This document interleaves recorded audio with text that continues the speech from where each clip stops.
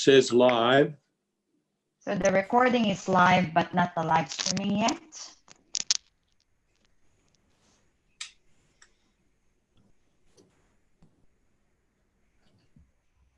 And we're on. Good morning, ladies and gentlemen. Welcome to this extraordinary Waverley Local Planning Panel meeting. Having regard to the circumstances under which we are meeting, it will be most important to maintain the time constraints of 3 minutes, and there will be a signal at 30 seconds to go, and I trust that all of you are sufficiently practiced in presenting that you'll be able to complete within the 3 minutes. And bear in mind, of course, that the panel has seen all of your submissions, and I've read over 500 pages in relation to this particular matter, the first matter. So with those introductory words, I will first of all introduce myself. My name is Angus Talbot. I'm the chair of the meeting, and my background in relation to these types of matters is in the law. I was a solicitor for a long time, I was a barrister for a long time, and I was a judge of the Land and Environment Court for 15 years. My fellow panel members will each individually introduce themselves and give you a quick background in relation to their expertise, because you appreciate we are not part of the council hierarchy. We're independent experts who are appointed to determine these matters quite outside the council's perimeter. First of all, I'll ask Alison Small to introduce herself. Hi, my name's Alison Small. I am an architect and a project manager for over 30 years. And I'm the local representative on the Waverley Council panel. Michael Harrison. Hello, I'm a consultant urban designer and planner. Thank you. And Peter Brennan. Yeah, Peter Brennan, I'm a town planner, probably over 50 years experience, including 8 years as the Director of Planning at Waverley Council. Thank you.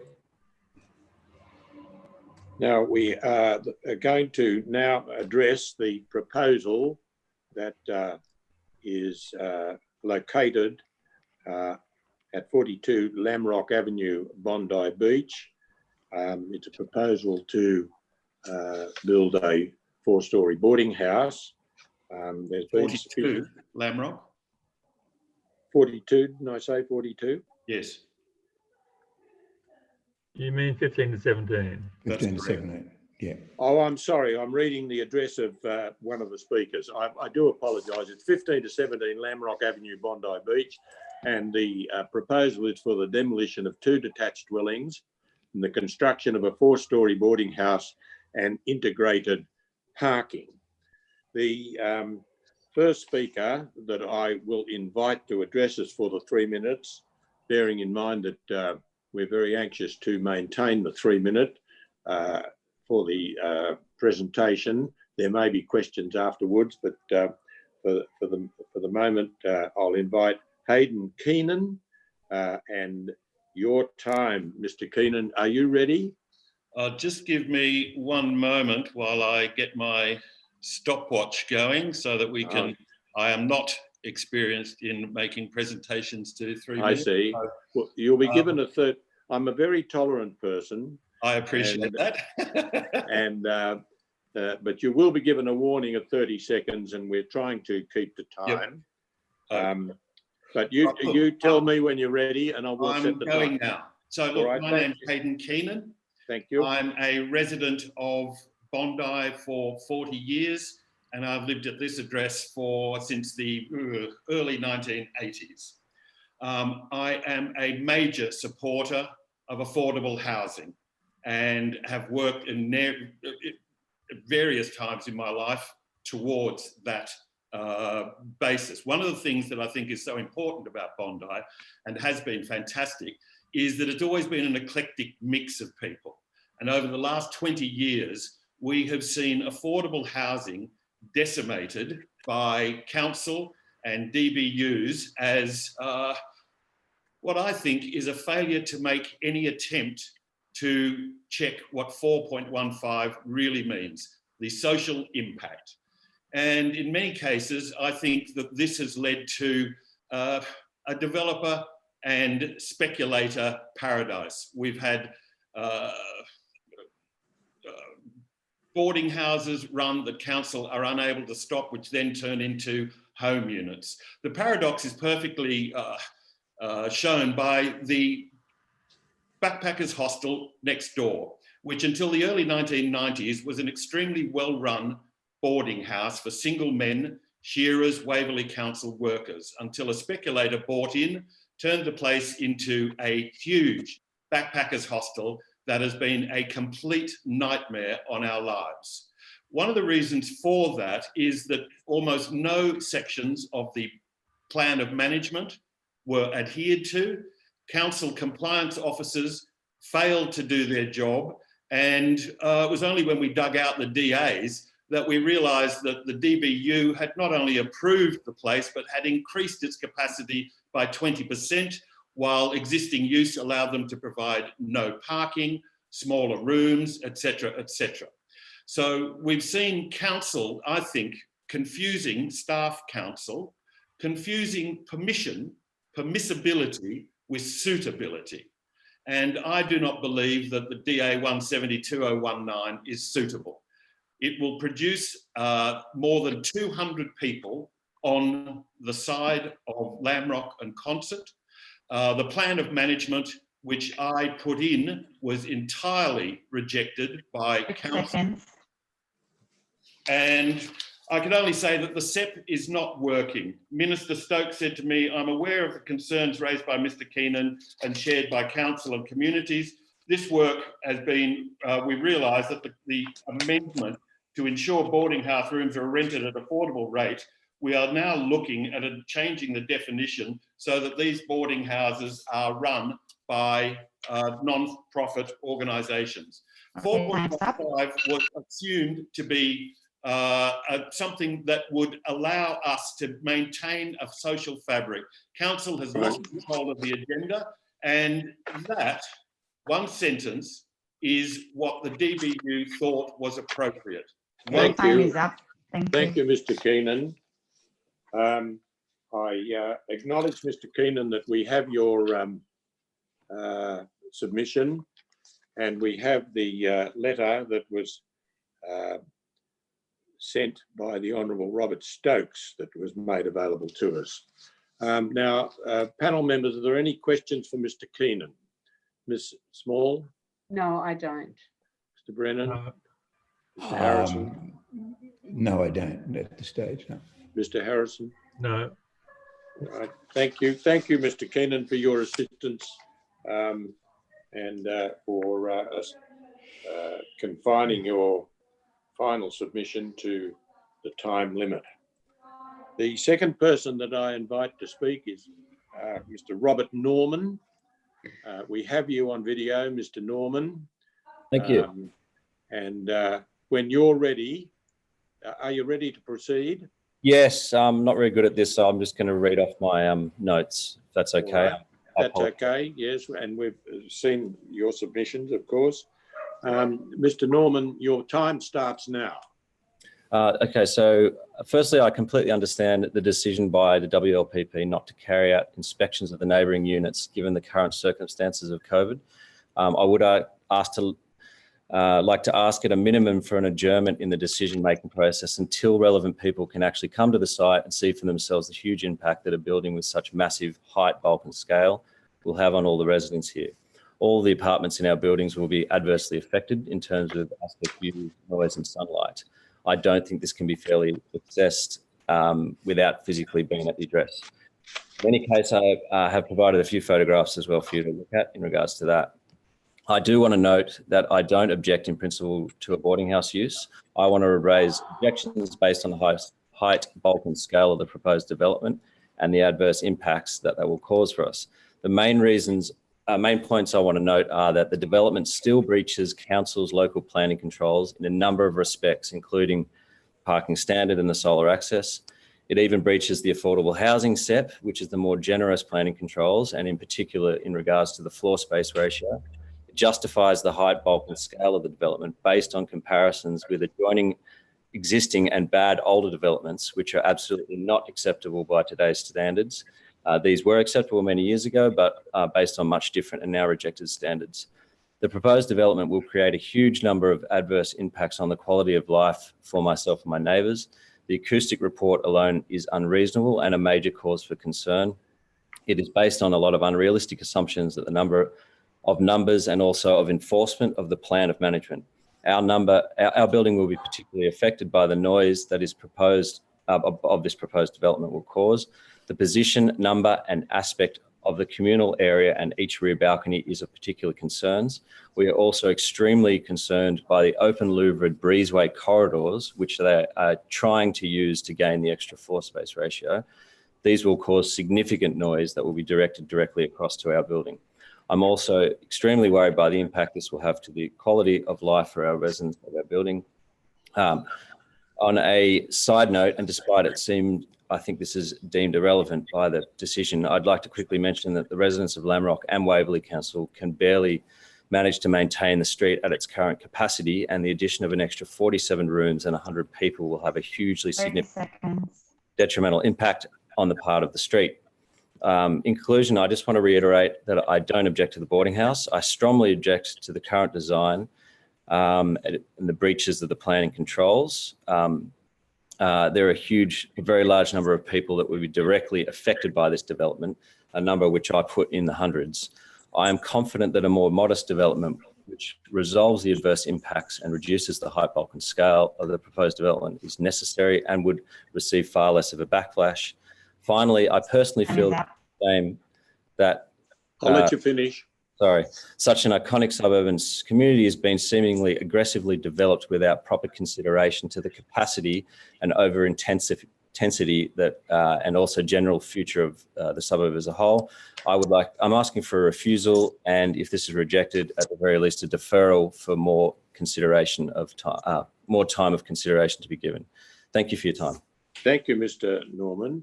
I might just point out that despite the fact that we were not meant to leave our homes and so on, I know that I know what you're talking about because I've been to the site, and I just want to assure you that I appreciate the relationship between your building and the place next door, having visited the site and taken some interest in identifying what you are concerned about.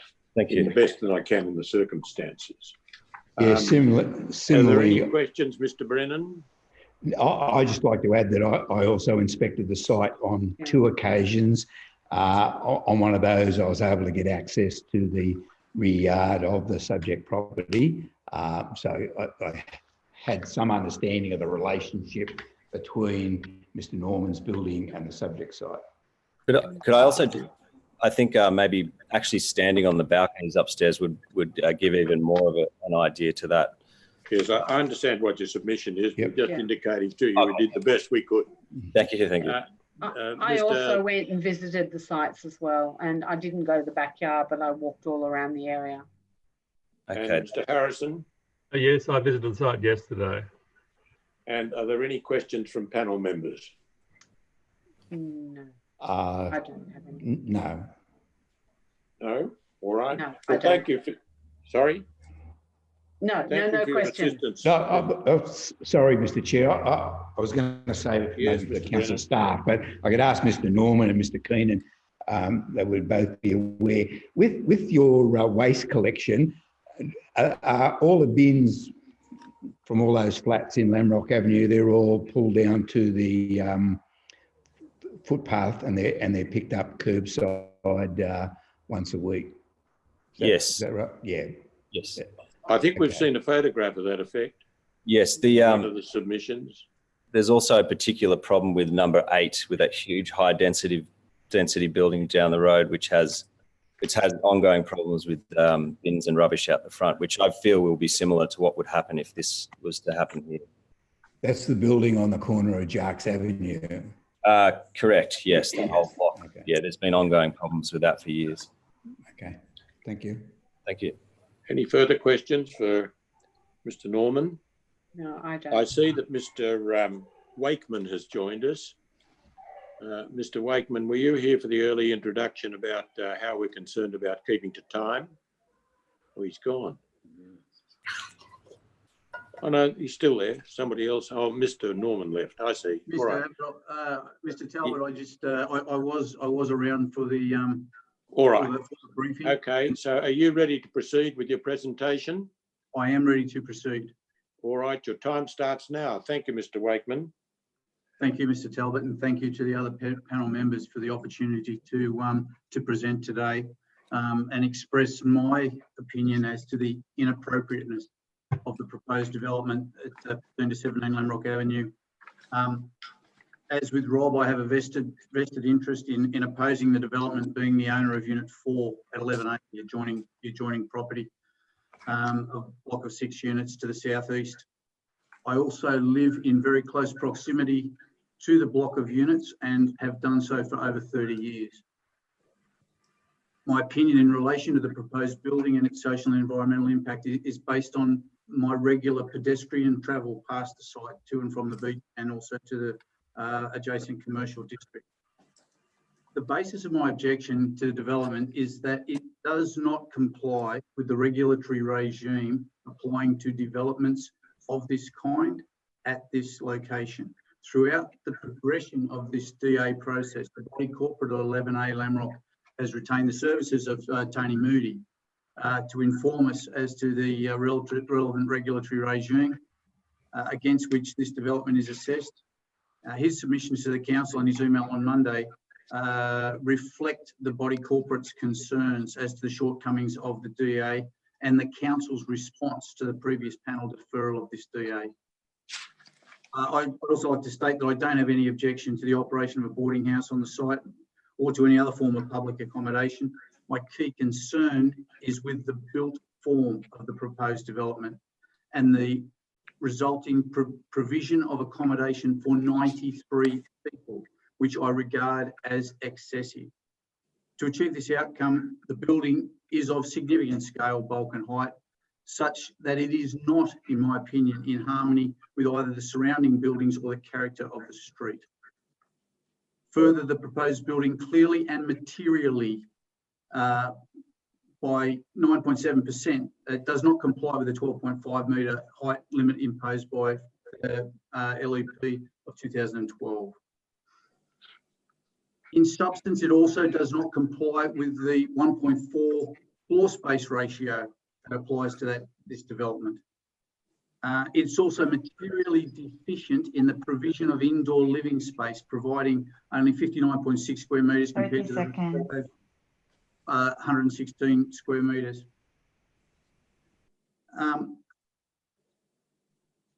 As far as the floor space ratio is concerned, the council's has been ignored the fact that in substance they are corridors, not breezeways, and they've ignored the impact of the height exceeding the permitted amount. And it's from a practical perspective, putting in a shuttered end of the thing doesn't really change the scale or bulk. You're able to wind up, Mr. Wakeman. I'll give you time to do it. In summary, I'm not opposed to a boarding house at 15 to 17 Lamrock. I would encourage the panel to reject the DA on the basis of the non-compliance and would encourage the applicant to submit an application that accommodates fewer than 93 people in a smaller, lower and less imposing and intrusive building. Thank you, Mr. Talbot. Thank you, Mr. Wakeman. And before you go, I want to reassure you that we had the latest submission before us from Mr. Moody that came in on Monday, and we've had the benefit of his earlier submissions, which were very helpful in us understanding what the difficulties were, many of which you've reiterated today. There are any questions from members of the panel for Mr. Mr. Wakeman? Mr. Brennan? No, Mr. Chair. Small? No, Mr. Chair. And Mr. Harrison? No. So, Mr. Wakeman, thank you very much for your contribution. And the panel will now, I'm assured there are no more registered to speak as an objector. There's certainly no more on my screen, so that we'll move on to the applicant if that's confirmed for me that there's no one in waiting.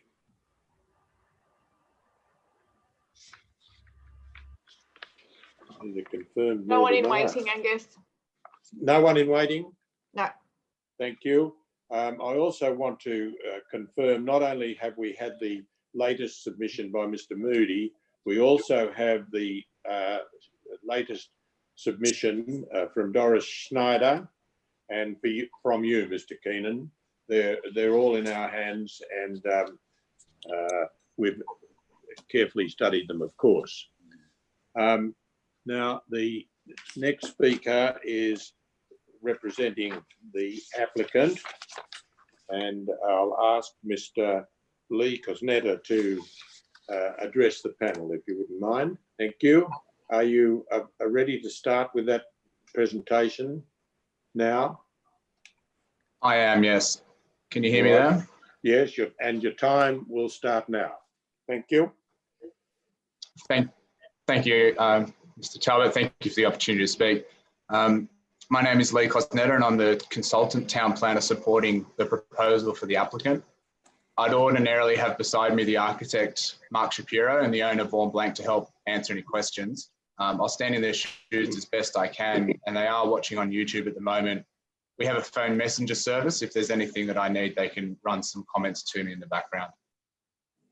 Read the officer's report and recommendations and fully accept their findings and all conditions of consent. The officers support the clause 4.6 variation to the height development standard and consider it to be well-founded, noting the building complies at the Lamrock Avenue frontage and exceeds towards the rear as the site falls away. The FSR calculations have been heavily scrutinised and verified to be accurate and compliant with the FSR development standard. This DA was thoughtfully put together to achieve the highest level of compliance with the council's controls and SEP. We're pleased that the officers agree that our site planning includes generous setbacks. The building is a high quality design that will make a positive contribution to Lamrock Avenue, and that the building will have acceptable and inconsequential impacts on adjoining properties. Although not a SEP 65 building, the Waverley Design Excellence Panel considered the proposal against the 9 principles of the SEP and commended the proposal's compatible harmony with the locality and a high level of amenity to the boarding rooms. The Design Excellence Panel made some useful suggestions to improve the design and amenity, and these formed part of Council's initial deferral letter. We adopted all of the panel's recommendations without exception in the amended plans. Of a total of 18 matters raised in the deferral, we complied with 16, seeking to vary only 2 relating to bike storage at the ground floor and the size of the communal room. The officer's report outlines in both cases why our varied approach provides a better outcome.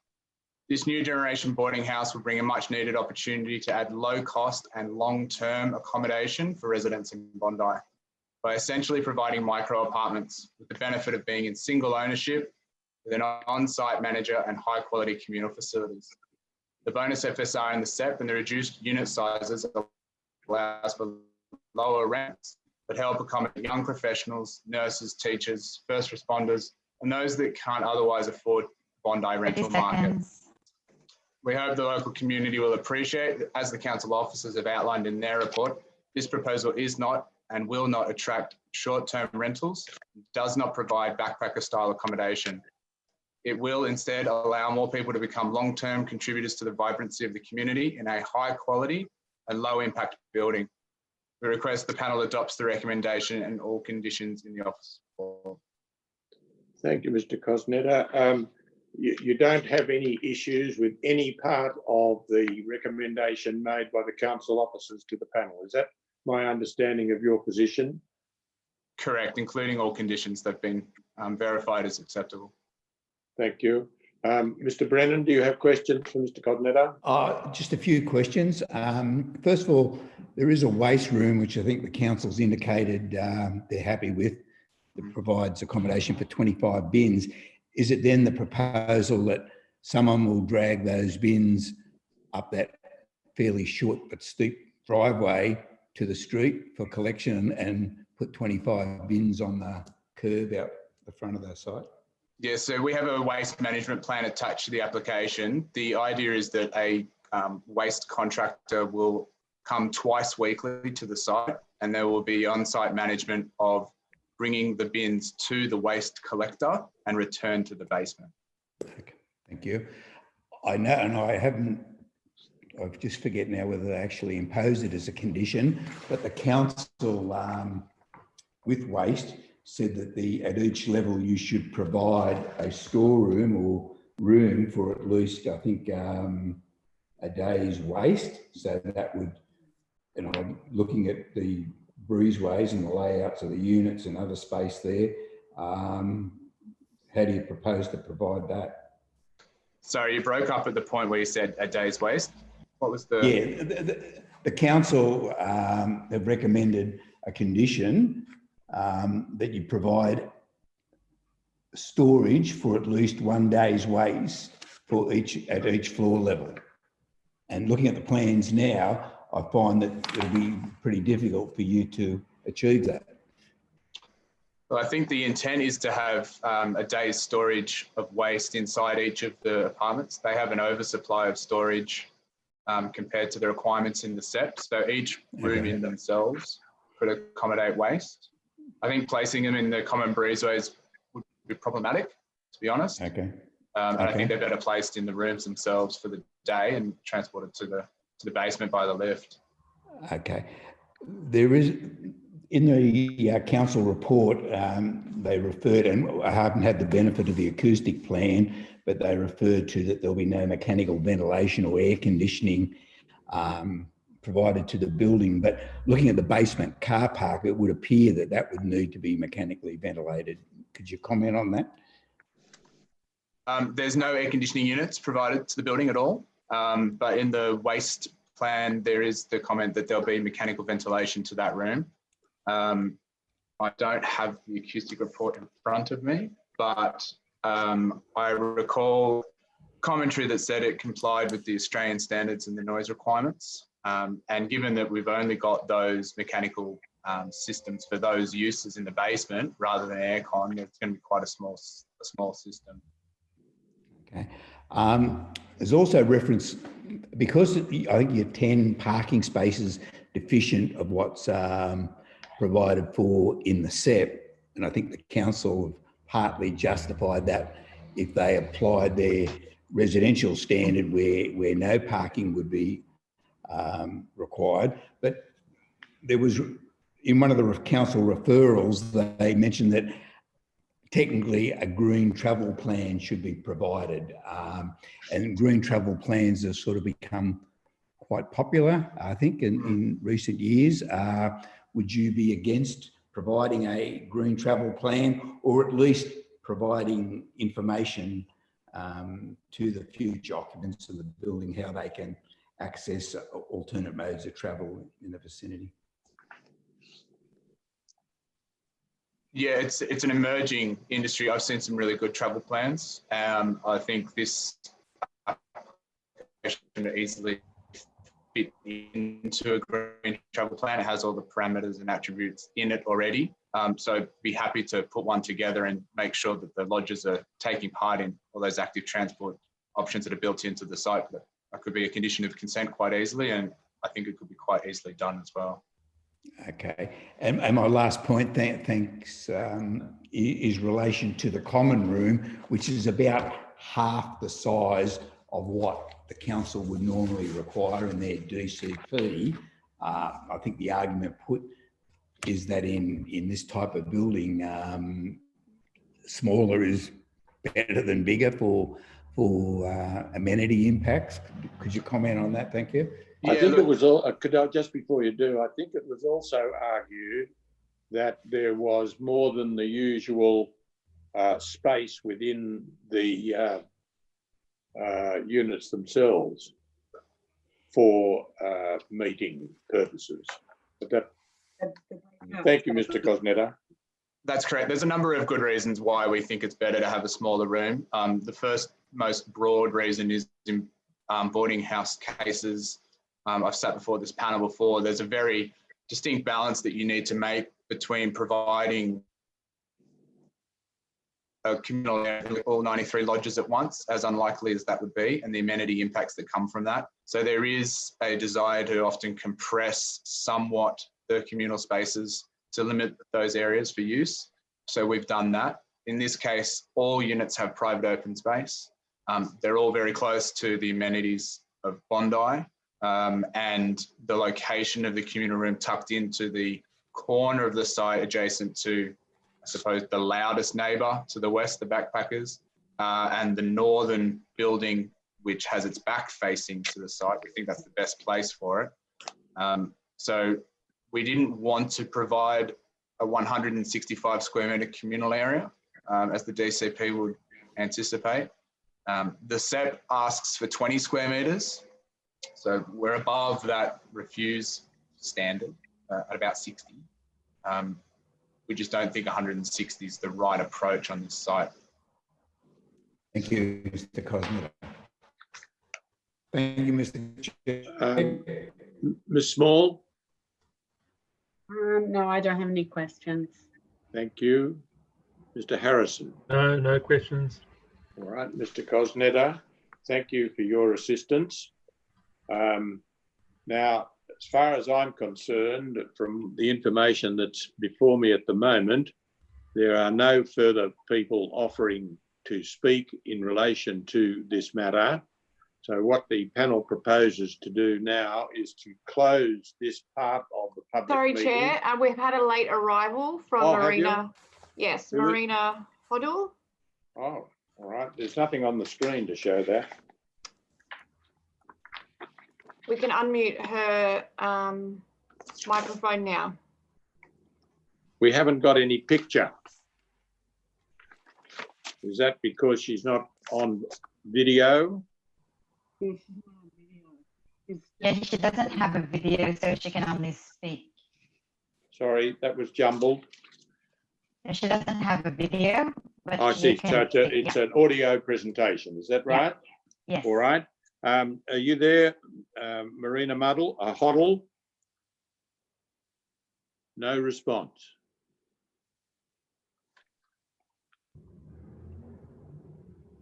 Would you unmute Marina Hoddle, please? Unmute your microphone. We've unmuted Marina. All right. Are you there, Marina Hoddle? Obviously, there's something wrong in transmission, which I can't do anything about. I presume no panel member is hearing Marina. I can have her sound turned on her screen or whatever she's doing. Sorry, that's indistinguishable. She possibly hasn't got the sound turned on. Yeah. Well, are we able to unmute Ms. Hoddle's microphone remotely? Yeah, we already did. She's already unmuted, but she's not speaking. Oh. Well, she can't hear us. Marina Hoddle, can you hear us?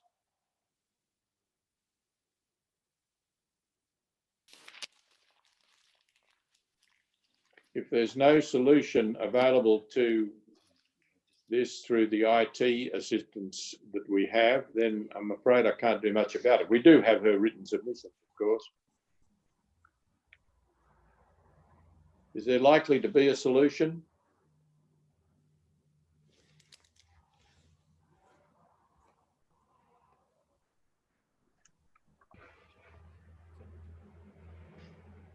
Can the panel members hear me? Yes. I can, yeah. Yes, all right. So we're still here. What's the report from IT? Are we going to get through or not? I'm trying to see if I have a number of her and I can call her.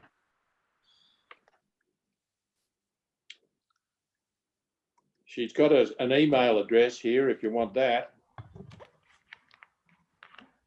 malee@active8.net.au. Have you got that? I got her mobile number and I'm calling her now. Right.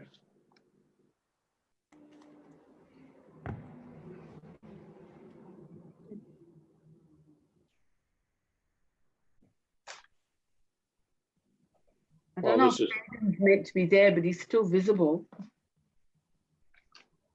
yeah, Mr. Wakeman, he can, No, he's but I don't think he can hear us. no, Mr. Wakeman can't, but Mr. Who was it? The first one. Mr. Keenan, Yes. Yeah, you can hear oh, it. you can hear us? You're and still there? it's visible. Mr. Wakeman, you can hear us, can you? No, I think it's Hayden can. Mr. No. Keenan, you can hear us? Yes, I can. All right. But Mr. Wakeman, I think it's on a phone anyway. And he doesn't respond. I can still hear as well. This is Rob. Oh, good. So we're still in a public meeting. It's just a question of finding Marina Hoddle.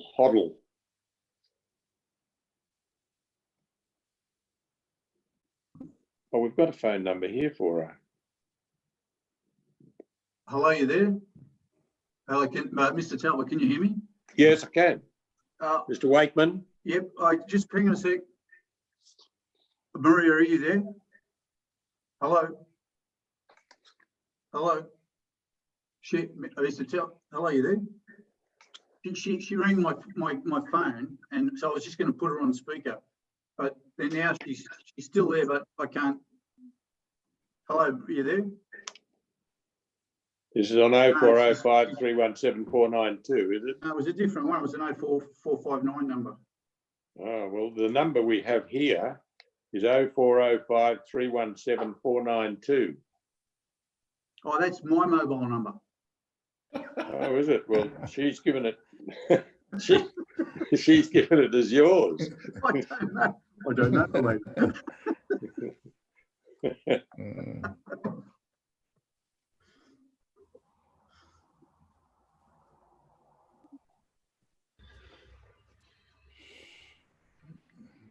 I'll give her a call back.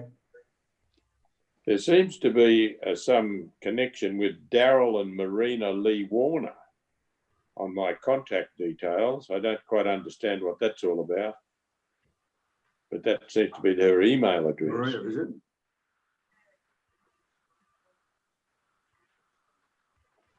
Oh, right, sorry. So you haven't got her, she's not there. Okay, not to worry. Thanks anyway. All right, bye-bye. I think we may have to leave this. This wasn't this. Yeah, that was someone completely different.